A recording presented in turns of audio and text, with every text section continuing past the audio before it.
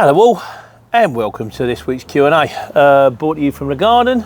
I got it's Friday 4:15. So if you put your comment after Friday 4:15, it's going on next week's. Yeah, I got to finish. It's been a rubbish week. I think about the worst week I've had in ages, but it's not really the week's fault. Monday, I had to have the taco done in the lorry. So that kind of put me off the road all day Monday, but I did pick up a job on Monday afternoon to deliver first thing Tuesday morning. Delivered it Tuesday, and then of course the protests, the Extinction Rebellion, the M25 being gridlocked, couldn't get a job all day Tuesday. Wednesday and Thursday were a bit Mickey Mouse. Today's been okay, mainly because I've got loaded, I'm geared up and ready to go for next Monday, but never mind. So these happen sometimes the weeks don't pan out, sometimes they do, but I'm counting down the weeks till Christmas. Can't get some time off, so got to get my head down and do some work. So in the meantime, enough about me, let's talk about you. What do you think of me? No, I'm recording with a mic, by the way, because Nick at London Creative says, my mate Nick over there got his own channel, London Creative, says it sounds better with a mic, so I think he's probably right, in fairness. So what we got, firstly, a big hello again to domain name guy. Mate, where you been? Apparently he's been around and he has been listening, but he has been comments. Missed the comments. I like the comments, you know. So, and he did leave a comment, but it disappeared. That happens sometimes too. I've gone back trawling for it. I can't find it. He was talking about the emissions, I think, and it's just disappeared. It happened to Godzilla's once. Disappeared off the face of the earth. And it was a particular one that I wanted to recount. I couldn't find it. I found it eventually, but I can't track it down. But, mate, welcome back. Not that it is welcome back. Well, welcome back for the vocals, and thank you for continuing to watch. And also, firstly this week, a big shout out to Archie Milligan, who's got his first job on Friday on a curtain sider, so watch his space. Archie will be watching avidly, or we'll be looking for, we'll be looking for updates on the whole thing. So there we go. So this week was mainly about the online bids, and does doing online bids kill the relationship between the courier and the shipper? Shane Hardy says, I think online bids can only put a hurdle in place for new guys on the CX. I suppose the best thing to do in a situation as a new CX driver is to put in a quick call and explain why you're ringing. I think in fairness, you've got a good point there, because in the beginning, I always said do both. I don't do both so much anymore, and maybe it's because I've been doing this for a little while now, maybe I've been settled into it, maybe it's because I'm in lorries, but a lot of the time now, I'm not so inclined. But if you're at the beginning, ring up, maybe a little bit cheaper, only a little bit. Don't cut your own throat. A little bit cheaper. Ring them up and go, listen, I'm new, but I'm keen. I can do it. I've got the kit. I'll do it a little bit cheaper. I want some decent feedback. It might be just enough to get you to win the job, get you out there rolling. TC Services says, oh, one away. Two something. I always forget to write this down. It says I do both. He said, as you said, if I'm in the area and I'm about to leave, I'll call them. This is a good line. If you want to put in a call to something that says online bids only, you can use the excuse, it may not be excuse, it might be real. Ring them up and go, listen, here's the thing. I'll put a bid in that job, but I'm heading home now, so I need to know, is it worth my while hanging around? How close am I? Is it worth my while hanging around? And sometimes they'll go, yeah, we're waiting here for the customer, in which case it's a magic job and you may as well go home. Or sometimes they'll turn around and go, you're the cheapest, but we're waiting to hear back. Or sometimes they'll send you it, or sometimes they'll go, don't know, mate, just have to wait and see. So, but it doesn't hurt, and it's not a bad little ruse, or even an honest thing to turn and go, look, I'm on my way out, or I'm new, or I know it says online bids only, but this job really suits me and I really want it. What do you want to pay? And then a little bit of negotiation there. Sometimes there's a difference between winning the job and not winning the job. He says, so I will call them. He says, on the other hand, I have called a shipper and been told that it's online bids only. Yeah, sometimes that's happened to me before. It's online, you go, okay, mate, sorry to waste your time, I'll hang up now. And then 5 minutes later, they ring you and go, you put a bid in? I went, yeah, I spoke to you 5 minutes ago. Last week I picked up a job and delivered it to the shipper's office. I personally felt they were quite rude and couldn't wait for me to leave. I got the impression it's just all about money with some companies. Maybe it's just old school, but I always treat everyone with respect. Doesn't matter who they are. Yeah, I'm coming into this a lot recently.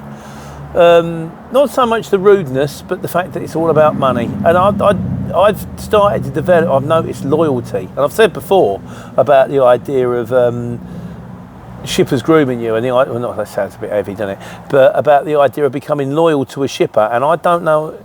It depends on the firm, but I'm finding a lot of the time the people that are mates of mine, or the ones that I've developed, I end up doing them favours, and I basically end up shooting myself in the foot. I end up giving them a better deal than I would give some complete stranger on the CX, despite the fact they know they're going to get a good service. And I'm thinking it should be the other way around. Now you know me, you should go, look, Peter, the job normally sells for this, but we're going to bung a little bit extra on because we know it's you doing it, and we know I'm not going to get any phone calls of grief. So I'm rethinking the system. I'm sure that'll all come out in the videos. I'm sure it will. Clive Littlewood says, as a shipper, we do prefer online quotes, simply because we're too busy to answer 6 CX drivers calls about one job. 6, sometimes you get 20 to 30, I'm sure. We'll always call the winning bidder and let them know they've got the job and have a quick chat if needed. Build a rapport by calling when you are package on board with an ETA, if you like, when you drop. Let us know if everything's okay and confirm invoice and requirements. So another good point there, if you're looking to build a relationship with a shipper, so it's not just a matter. So if it's not just a matter of winning the job, you're just actually trying to get your name out there. Then maybe a good idea is when you picked it up, just give them a little call saying, right, all picked up, everything's fine. Just making sure I've got 2 pallets on board. Just making sure it was only one, but it was 2 boxes when what they are going there. Yeah, lovely. And then when it's done, give them a call, say everything's done, no problems. Going to upload the paperwork. Any chance for a bit of feedback? You know, don't hurt, does it really? So, and C11 Yan says, online quotes are so easy. Once you get to know the drivers, you can bang a job over, no need to call. They don't speak to me, I don't speak to them. They accept the job, put the tracker on, and we both get on with the rest of our lives. Sometimes customers send multiple jobs over saying, I need this done for 120, 200 and say 150. I can post out saying pays 95, 175, 120, which makes it so much easier. Just like drop shipping. It's also quite nice if someone, we do this sometimes as well, if you get a decent amount of money on the job, or you know you want to get on the job, say, right, this is what I've got, take your bit off the top and say, job pays.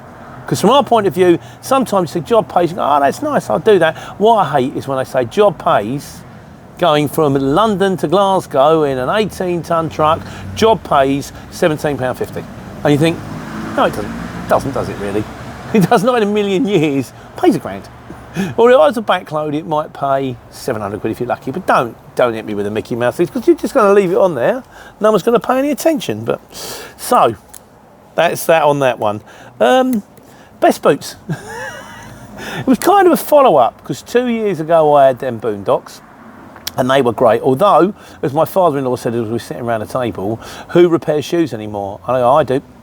I bought Stromsure, I've repaired my boots several times because they're raving dear and they were a great pair of boots. And also I've got to say, I don't know how well they would have fared on a building site because if I was walking around on them all day long, I think I would have worn through them in about 6 months. But because I'm sitting down all the time, the only bit that really gets wear is the heel of my right foot where the pedals go up and down. Because you haven't got, the left foot doesn't get you wear because I'm an automatic, so I haven't got a clutch. But yeah, so they're expensive. So was I going to replace them with another pair? No. But you guys have been kind enough to give us your suggestions. So Shane Hardy says, you definitely got plenty of life out of them. He said, I was using boots where the sole had worn through, didn't notice, but the missus did and she went mental. If you didn't notice, I suppose it depends on whether you, the only time you ever seem to notice when you got a hole in the shoe is when you're walking around and you go, my left foot feels a bit wet and a bit cold. And then you realise it's there. Otherwise, who looks at the bottom of their shoes? You wouldn't see it from the insole, so who looks at the bottom of the shoes? It's not something I do on a regular basis. Andy Darwin says, buckle boots, best you can buy, start from 53 notes, comfortable out of the box. I'll give them a look, mate. I'll give them a look. I'm going to give them all a look. Jim on the Run says, Screwfair footwear, cheap as chips for warehouse and yard steelies all the way, but I tend to drive in trainers as they're more comfortable and I can feel the pedals. I used to have steels. The first 2 pairs were steels, then I went to the composite. I can highly recommend the composite. The thing about trainers, I thought about this before, but if you're driving trainers, then you're going to jump out, and I know what's going to happen. I'm going to jump out and I'm not going to put my boots on. Because the thing is, you don't always need boots. Very rarely someone going to stop you and go, you aren't wearing safety boots, mate, you can't come in. If you've got them in the back, you go, well, I just put my boots on. But then what I found on Thursday this week, I went to put the tail down, dropped it on my foot. And because the tail normally goes like that, and you have to press another button and it goes like that, but I'd had it like that, so I pinged the things over and it went bang, and it didn't go on a toe cap. It went on the bit kind of on the top of the flat bin of the foot where it kind of meets your ankle. Because so many big boots on me, leather boots, okay, it's not the same protection, but there was some protection. And I thought if I'd have been wearing trainers, that would have really hurt. And the problem is you don't know when you're going to drop a tail lift on your foot, or when someone's going to let go of a great big board and it's going to go down, and you're going to put your foot out to catch it without thinking, and it goes bang and smashes your foot. You never know, which is why I'm a big fan of wearing the boots all the time. If they get uncomfortable when you're driving, just take them off and sing it to one side, driving your socks. That way, you can't get out of the lorry without putting your boots back on. Little tip for you there. You can drive in your socks. It takes a little bit to get used to. Once you get used to it, it's fine. Domain name guy says, Veltuff, VELTUFF trainers, safety trainers, the best in my opinion, and Veltuff make their own brand of safety clothes too. I shall be looking them up. And once again, welcome back to the comments. Steve at SDC Services said, Skechers composite toe cap trainers for me.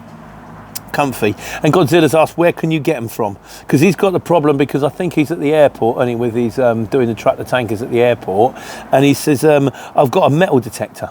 So he says, I walk like a drunk Herman Munster. So you can't put the boots in front of the metal detector, otherwise the metal detector picks up the boots and just goes beep all the time. So he has to have Kevlar. I don't know if composite works like that, because I think composite is a little bit of both, a bit of rubber, a bit of Kevlar, a bit of metal, so the metal detector pings them out. So there's another question out there for you. If you need safety boots, but you're working with a metal detector, what's the way forward? He also turns around and says, with my Boondocks, he said, I wonder if someone could ship you a pair, even paying 30% in tax, post singles of samples to avoid tax. Good idea. It should still come to around 200 quid, just a thought. I think there's the English version out there, and I'm probably going to give them a try. I'm going to ask for them for Christmas, and I will give them, because I've got my furry ones on at the moment, which are great boots, but they're half warm, and I am still going to need another pair. So, and of course, being British rather than American, they will of course be better. Anyone who's listening in America, which is 5% of the channel, take it with a pinch of salt. There we go. So that was boots. We're still hanging on this thing about the emissions. I've got to write an email. I haven't got around to it yet. I will get around to it. Obviously very big at the moment with what's going on with the 25 and the Extinction Rebellion mob and the zero oil people. So has caused a bit of disruption to all of us, I'm sure. Much as I sympathise with their plight, I've still got a family to feed. And it's not my fault. And I don't know, the problem is I don't know where you'll go with it.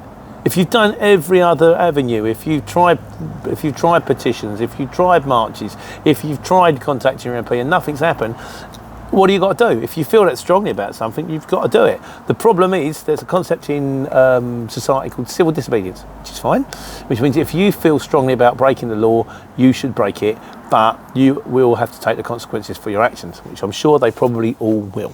So we'll see what happens there. Unfortunately, today they've stopped. So I did actually get around to Eastbourne in less than 5 hours.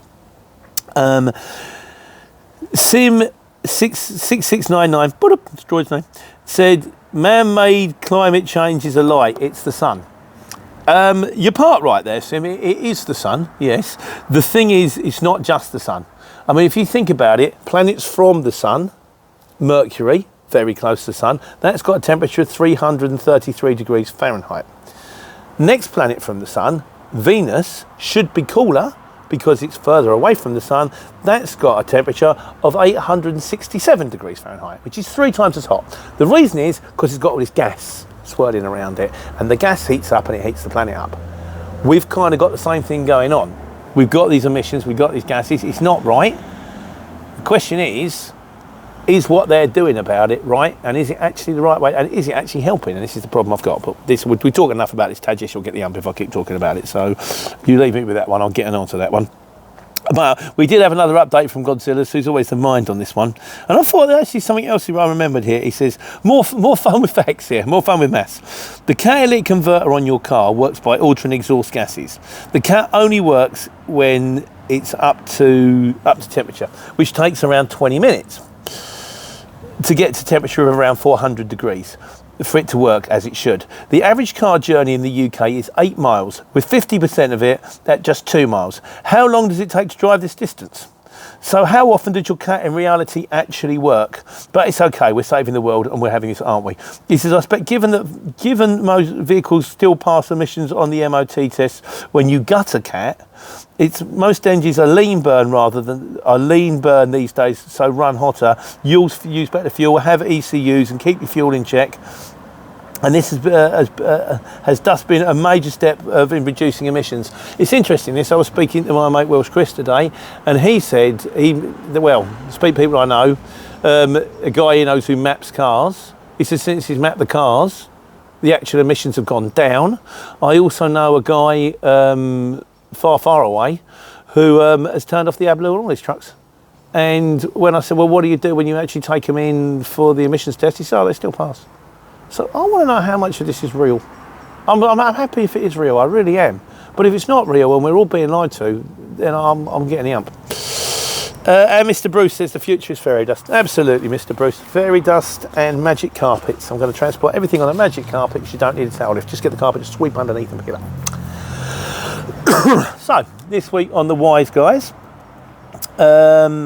Now, this is a question. Now, this is coming in with a CX. I've heard about this. This is this trusted thing, Trust D, which is to do with the fact that at the moment, the documents aren't being checked enough. Has the van got an MOT? Have they got insurance? Have they got goods in transit insurance? Because as a shipper, you're putting your goods on their vehicle and you don't know. They say they had when they joined. So it's this thing of checking it out. It's a trusted. This is supposed to kick into gear on the 14th of October.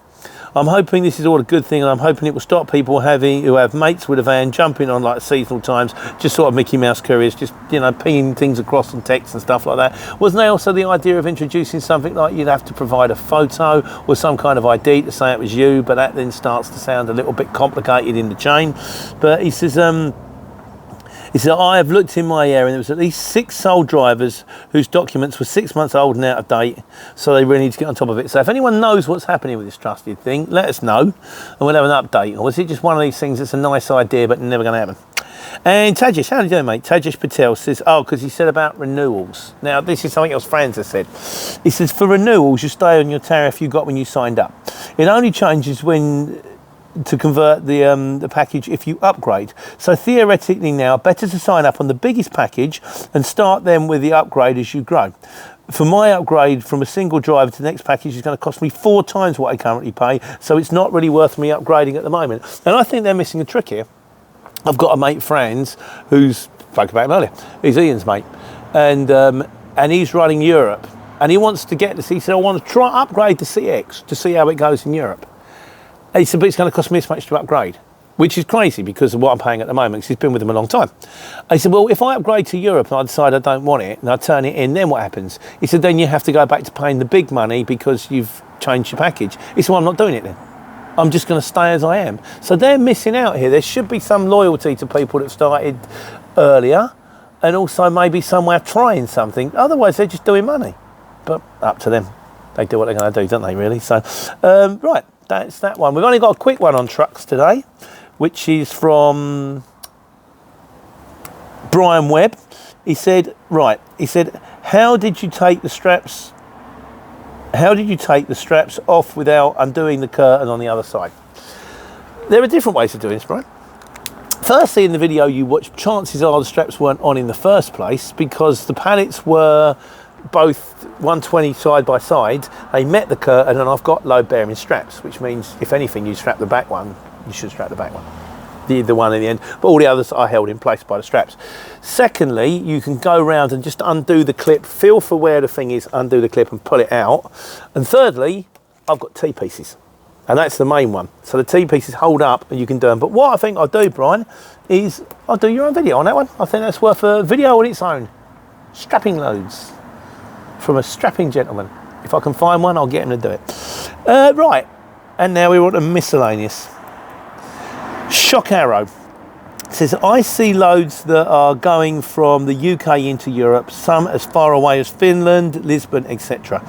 How much would be the right amount of money for you to do such a drop?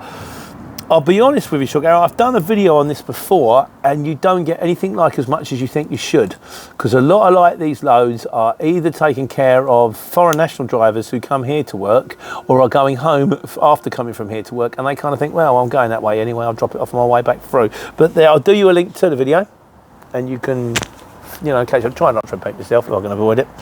Fuelhead J says, he said, I think my van hates me. He said, starting last week, she decided to lock herself with my keys and phone in the middle of Tesco's car park. 4 hours to get 4 hours to get into the van. Presumably had to call a man out to get it sorted, like, you know. And this morning she decided to lock the keys and me, yes me, in the back, and wait till I had to wait till an old lady walked past walking a dog to bang on the window, say, can you open the back door, please? He said, I think I nearly gave her a heart attack.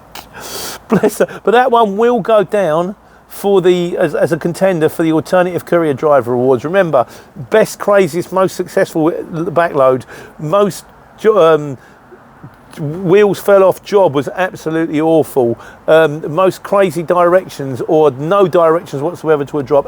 In fairness, anything, any comments, things that have happened to you, either brilliant or terrible, please stick them in the comments, because chances are they're going to fit into one category, and then you can be in the contender. I thought what I might get is badges.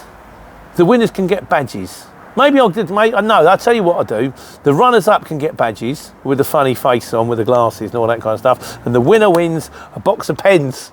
There you go, Steve.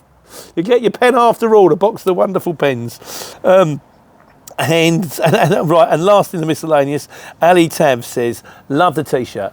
Yeah, there is a video on those t-shirts I used to wear. They're a firm called Last Exit to Nowhere, and they give nods to films. That particular one that you're commenting on was Nexus 6, so that'll be Blade Runner. I think it's a new Blade Runner, not the old Blade Runner. I've changed t-shirts now. I wear these ones now, a new firm, because they're longer. Because I'm actually all body. I'm actually 6'1", but I'm a 32 inside leg. I'm all body, short legs. Not very good at running. And these t-shirts, and the other ones, every time I sort of lean over and stuff, and they ride up a bit, which is uncomfortable in the winter when it gets cold. So I've changed over to these new t-shirts, and I would do you a link, but I asked them if they wanted to sponsor me, and they didn't get back to me, so I'm not going to.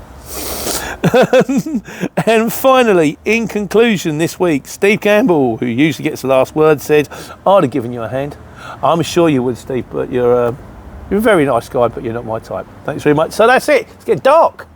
You know, winter is coming.